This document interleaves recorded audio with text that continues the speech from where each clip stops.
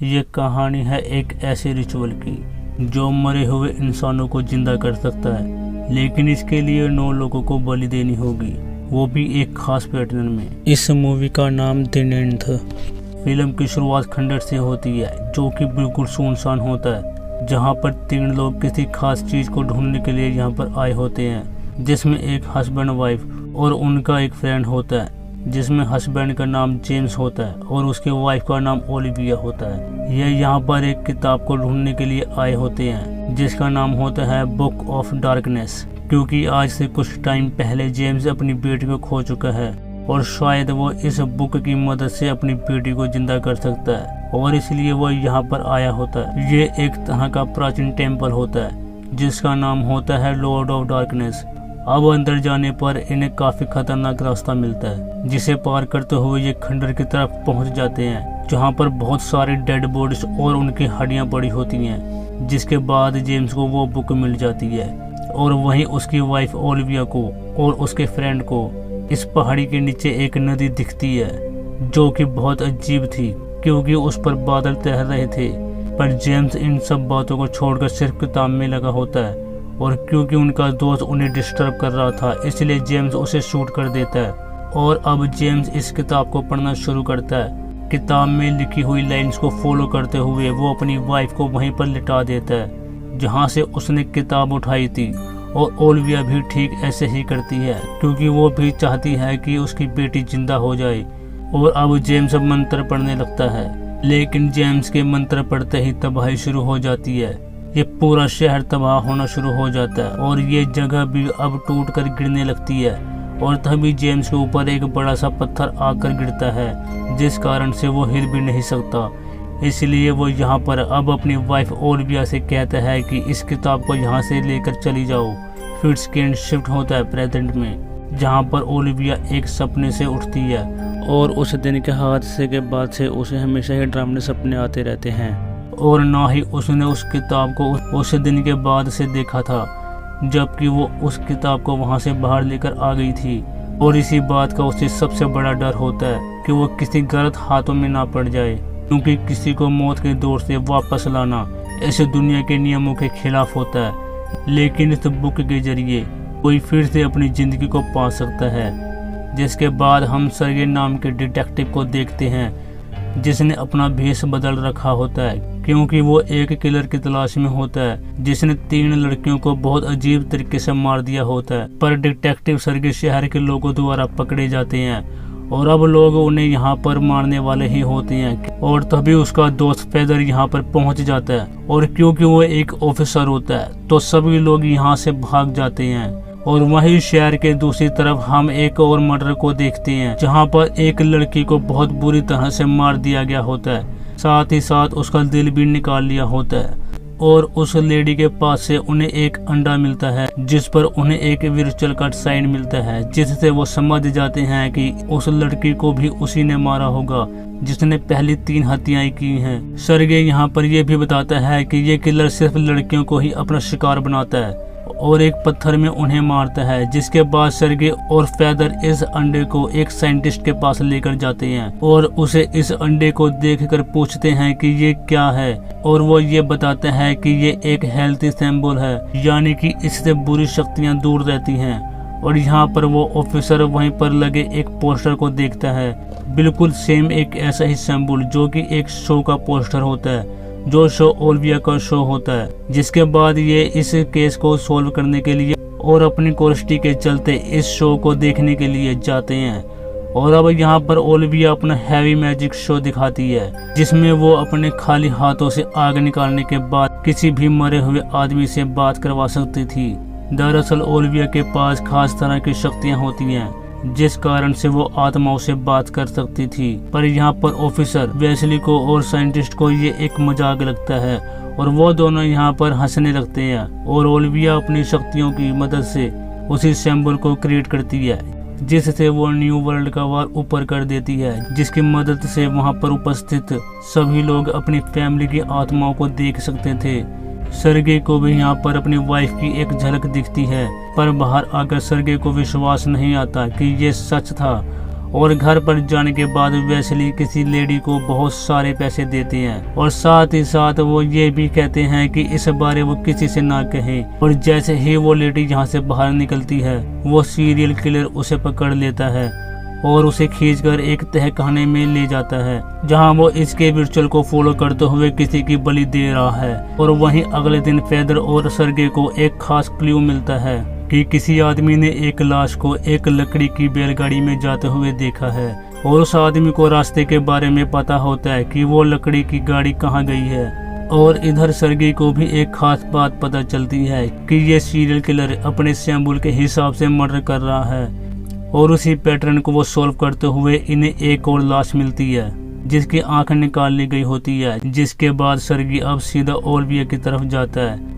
और उसे अपनी वाइफ की रिंग देकर पूछता है कि मेरी वाइफ की आत्मा से पूछो कि उसकी मौत कैसे हुई, जो कि उस किलर की लास्ट विक्टिम होती है। और वो ऐसा झूठ बोलता है कि ओलिविया कंफ्यूज हो जाए और ओलिविया सर्गे को बताती है कि मैं आत्मा से कांटेक्ट करने की कोशिश कर सकती हूँ, लेकिन वो मेरे सवालों के जवाब दे या ना दे ये उसकी मर्जी है।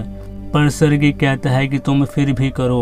और अब ओलिविया रिचुअल स्टार्ट करती है और चारों तरफ सारे सामान हिलाना शुरू हो जाते हैं। और वो ठीक थी, पिछली विक्टिम की सारी सच्चाई बता देती है, जबकि अंगूठी सर्गे की वाइफ की होती है और पिछले विक्टिम से उसको कुछ भी लेना देना नहीं होता, जिससे सर्गी ओलिविया को रंगे हाथों पकड़ लेता है और वो सबको बेवकूफ बनाती है। जिसके बाद सर्गी ओलिविया को सारी लाशें दिखाता है और कहता है कि इन सभी का मर्डर तुमने ही किया है। एंड यहाँ पर वो उसे अरेस्ट कर लेता है, लेकिन वहीं दूसरी तरफ ये हत्यारा अभी भी खुलेआम घूम रहा था और वो यहाँ पर एक नई लड़की को डुबाकर अपना शिकार बना रहा था। और इस बात को ओलिविया अपनी शक्तियों से देख लेती है, जिसके बाद वो सर्गे को सारी सच्चाई बता देती है। साथ ही साथ वो ये भी बता देती है कि मौत कहाँ पर हुई है, पर सर्गे यहाँ पर उसकी एक भी नहीं सुनता और वो उसे यहाँ पर जाने के लिए बोलता है।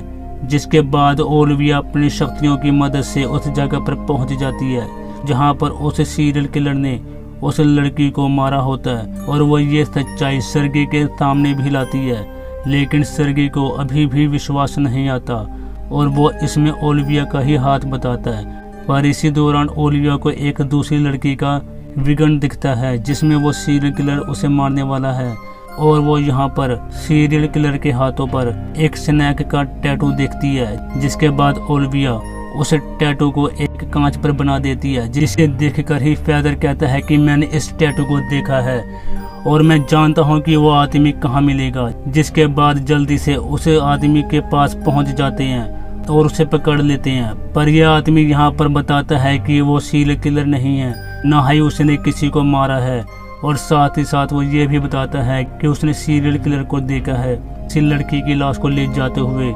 मैंने उसे पकड़ने की बहुत कोशिश की पर मैं उसे नहीं पकड़ पाया और उसके पास से मुझे एक घड़ी मिली। फिर उस घड़ी की डिटेल्स निकालने के बाद पता चलता है कि ये घड़ी साइंटिस्ट वेस्ली की है। जिसके तुरंत बाद पुलिस उसके घर जाती है और चारों तरफ तहकीकात करने लग जाती है, जहां पर उन्हें ताजा खून से सने हुए हथियार और कपड़े मिलते हैं। और अब साइंटिस्ट वेस्ली को यहाँ पर गिरफ्तार कर लिया जाता है। साइंटिस्ट वेस्ली कहते हैं कि मेरी कोई गलती नहीं है, मुझे फंसाया जा रहा है। और वो यहाँ पर बताता है कि ये खून उन्हीं के पेट का है जो कि एक मैच की विर्चुअल के चलते मारा गया। और रही बात मेरी वॉच की, ये मैंने अपनी नौकरानी को दी थी ताकि उसका मुंह बंद रहे, लेकिन उसी दिन वो शिकार हो गई, इसलिए उस सीरियल किलर के पास मेरी घड़ी थी। और जल्दी ही ये साबित हो जाता है कि वेस्ली सच बोल रहा है, क्योंकि जिस दिन शहर में पहला मर्डर हुआ था वो इस शहर में नहीं थे। और भी कई तरह के सबूत मिल जाते हैं जिससे साबित होता है कि वेस्ली ने मर्डर नहीं किया है। और वहीं ओलिविया की बातों पर सर्गे अब विश्वास करने लगता है, क्योंकि ओलिविया की सारी प्रेडिक्शन सही निकलती है।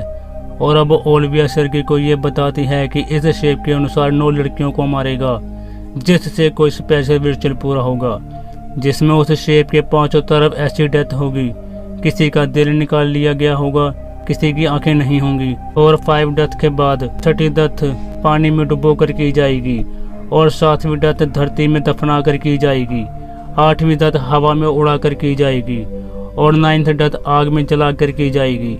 जिसके बाद धीरे धीरे ये दोनों काफी अच्छे दोस्त बन जाते हैं और अब एक दिन ओलिविया अपने पास्ट के बारे में सर्गे को बताने लगती है कि मेरा बचपन बहुत कठिनाइयों से भरा था। मेरी शक्तियों की वजह से मेरे घर वाले और आसपास रहने वाले मुझे चुड़ैल मानते थे और यहाँ तक कि खुद मेरे पिता भी यही मानते थे।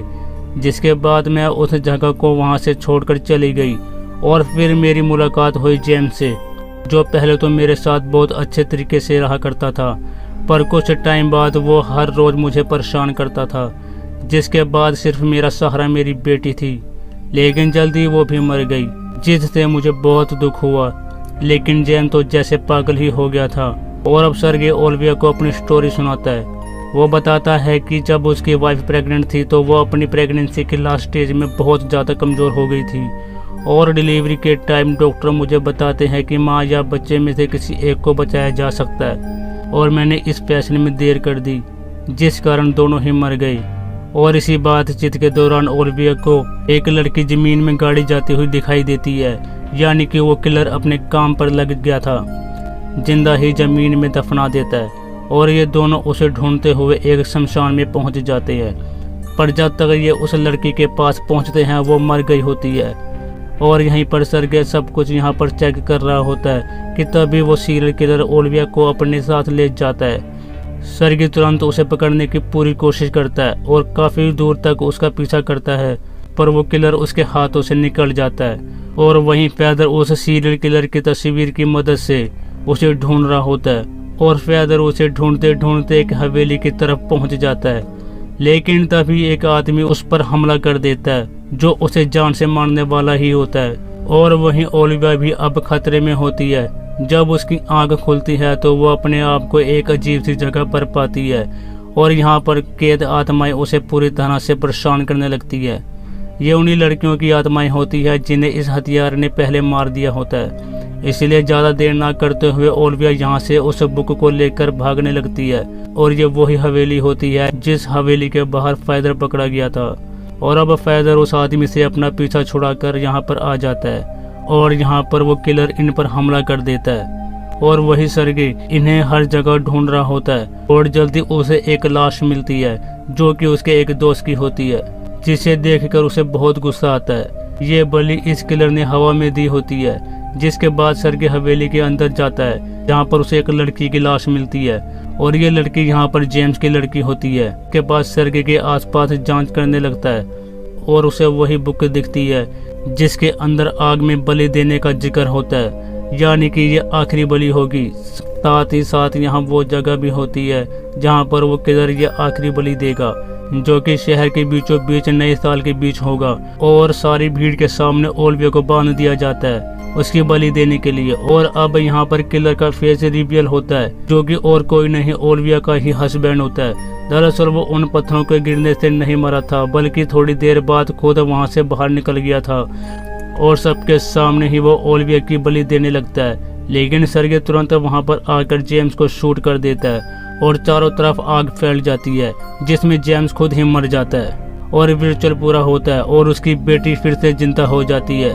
लेकिन अब भी ओलिविया इस आग में फंसी हुई थी, पर ऐन मौके पर सर्गे उसे बचा लेता है और इसके साथ ही यहाँ पर यह मूवी खत्म हो जाती है। तो दोस्तों ये थी द लेंथ मूवी की कहानी। आपको ये वीडियो कैसी लगी कमेंट बॉक्स में ज़रूर बताना और ऐसी मज़ेदार वीडियो के लिए चैनल को सब्सक्राइब जरूर करें और वीडियो को लाइक और शेयर भी जरूर करें। धन्यवाद।